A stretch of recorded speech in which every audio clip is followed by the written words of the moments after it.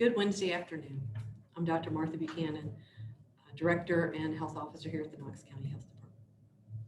Our moment of gratitude today is dedicated to our partner organizations and community leaders who are involved in upcoming testing opportunities in East Knoxville and Knox County. We looked at our data and chose these areas of the county because there has not been much access to testing in those areas. We are grateful not only for our teams, but also for those in our community who've worked to coordinate these testing events. Now, a couple of more notes about testing. Today, we continue to offer walk-in testing at the main health department located at 140 Dameron Avenue from 9 a.m. to 3 p.m. Tomorrow, we'll be offering walk-up testing opportunity at the Carter Senior Center from 10 a.m. to 2 p.m. And on Monday, we have another testing event in East Knoxville. This one will take place at the East Knoxville Free Medical Clinic at Magnolia Avenue Methodist Church from 10 a.m. to 2 p.m. For all of these testing opportunities, you do not need an appointment or to have symptoms, and testing is at no cost to the individual. Before we move into the local situation, I want to provide a quick update on the state-provided cloth face coverings that we've been distributing. Due to an overwhelming response from organizations requesting these masks, we are temporarily suspending the request form on the website until we are able to get more in stock from the state. We really apologize for this inconvenience for those who are seeking masks. We will still be distributing masks to individuals here at our main health department location, but we simply don't have the quantity at the moment to distribute them in bulk to organizations. We are working to get more soon, and we'll resume distribution to organizations at that point. And we're grateful for the people that want to provide masks for those who might not otherwise get them. Moving on to our local situation. We have 596 confirmed cases of COVID-19 in Knox County. Additionally, we have 21 probable cases.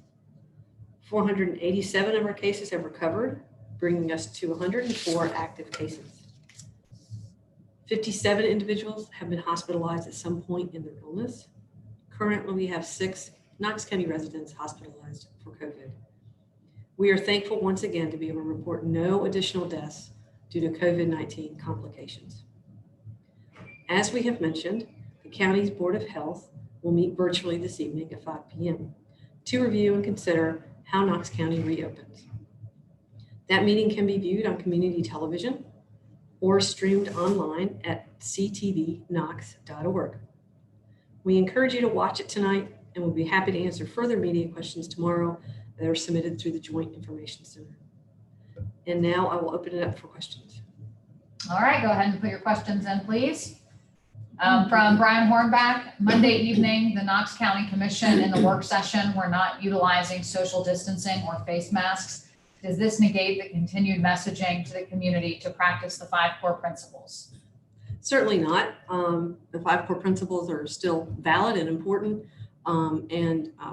Commission arranged their meeting in the way that they arranged it. And so it doesn't invalidate the 5 core principles at all.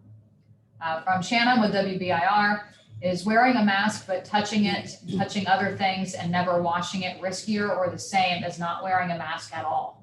It's a great question. I'm not sure we have the science back on that, but what we do know is that touching your mask regularly can potentially contaminate your hands with respiratory droplets, but you really contaminate your hands with your own respiratory droplets, not somebody else's.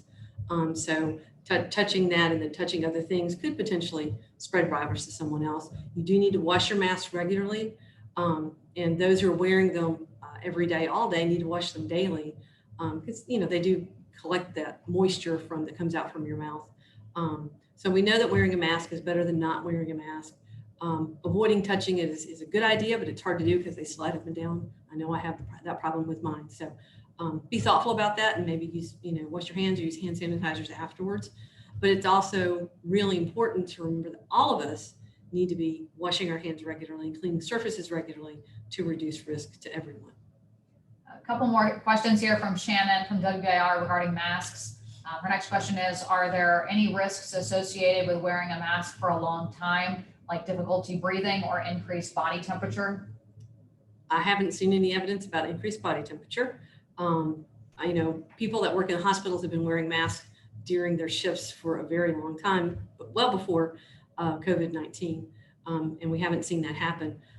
As far as shortness of breath, what I would say to anyone who feels short of breath, remove yourself from the situation if you can and take a break. Take your mask off and allow for that breathing. There is enough oxygen exchange for people to be fine with that. Again, hospital personnel have been doing this for years. I have seen pictures of people who wear masks daily who get some irritation on their face from either the material the mask is made of or just the moisture. So again, that's something where, if possible, you can take a break from using the mask if you need to, or consult your physician. Or if you do have to take a break from using your mask, make sure you social distance. So lots of different things to just use some common sense. Her next question is, a viewer said she's not wearing a mask because she's had 2 friends get strep and doctors told them both it was caused by wearing the masks. Is that possible, and how? Wow, that's a great question. And as I stand up here thinking about the science behind that, I'm not sure what science would support that theory. And so I don't believe there's a risk of getting strep from wearing a mask. But again, I haven't looked at the science. Another mask question. Shannon asks, what would you say to people who say masks don't work? I think there's a body of evidence that would disagree with those people, that we do know that masks do trap the droplets that you're breathing out. And we're not talking about the big droplets you can see when you accidentally sneeze and don't cover your mouth, it traps those too, but we put out little droplets that we can't see every time we breathe out and when we cough, when we talk as well. So if you've worn a mask, you know that moisture collects on the inside. Those droplets adhere, those little tiny droplets adhere to each other and become big droplets you can see after that. So it's not the big droplets so much that we're worried about. It's those little droplets that you can't see that we're more worried about. And we know the mask trapped those. And a follow-up question to that one from Shannon. She asks, for people who don't wear masks, do you have any recommendations for them to stay safe? Sure. If you choose not to wear a mask, please observe social distancing and wash your hands regularly and touch surfaces regularly. And no matter whether you're wearing a mask or not, stay home if you're sick. Those things all need to be done by everyone.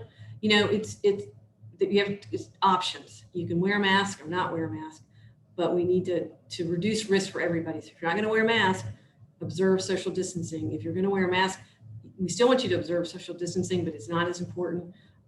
So people are empowered to make that choice and do what's best for them. From Jeff with WATE, do you have a prospective phase 3 reopening plan that you plan to present at the Board of Health tonight? And if so, can you share that draft? I don't. What we have is the one that has been put out there that outlines some big picture things that is in phase 1 and phase 2. But that's just an outline that has been there for a while. The Board of Health will be making those decisions, and we'll be talking about that after they make those decisions. From Vincent with the Sentinel, how many mask requests did you receive from organizations, or roughly how many masks did organizations request from you?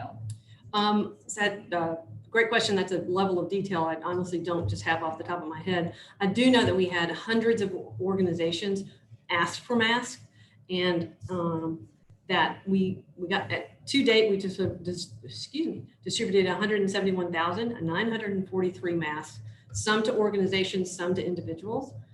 So the organizations were asking for bulk numbers of masks, and I don't have the numbers of each of those in organizations in my head. Yes, we've received, like Dr. Buchanan mentioned, I don't have the firm number, but it's more than 300 requests from organizations. And Vincent also asks, which organizations did you distribute the masks to? Again, great question. I don't have that information. From WVLT, they ask, is adult business like strip clubs that are also bars allowed to be open in Knox County? You know what? I'd have to go look at the guidance. I don't have the guidance totally memorized in my head. Also from Vincent with the Sentinel, I think this follow-up to his previous questions. Are you prioritizing certain kinds of organizations over others with respect to mask distribution, or was it first come, first serve, or more targeted? You know what? I'm not in charge of mask distribution. We have another group of people managing that. We can certainly get that information on how they made those decisions to you later. Any other questions, please go ahead and submit them.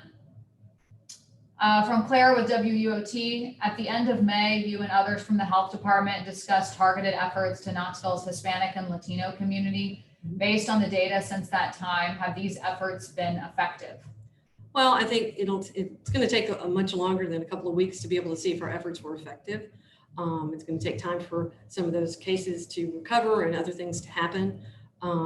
We continue to do that outreach. We continue to have those things out there in social media. We continue to get feedback from our partners who work with our Latino community, and we'll continue to change that as needed to reach out to that at-risk population. Another question from Claire is, do you plan to discuss the disproportional distribution of disease at tonight's meeting?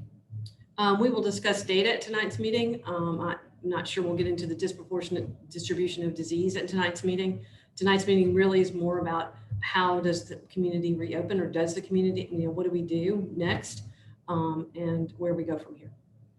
Any other questions, please go ahead and submit them into the chat feature at this point.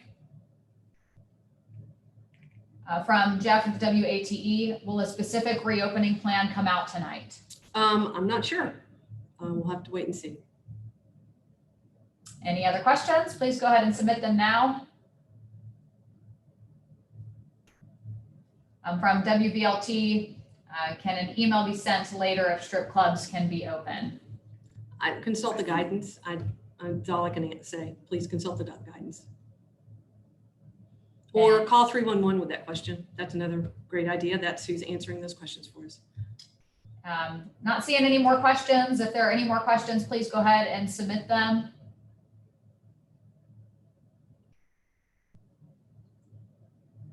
All right, not seeing any more come in. So thank you all for joining us, and we will be back during the media briefing on Friday at 12:30. We hope you have a great rest of your day.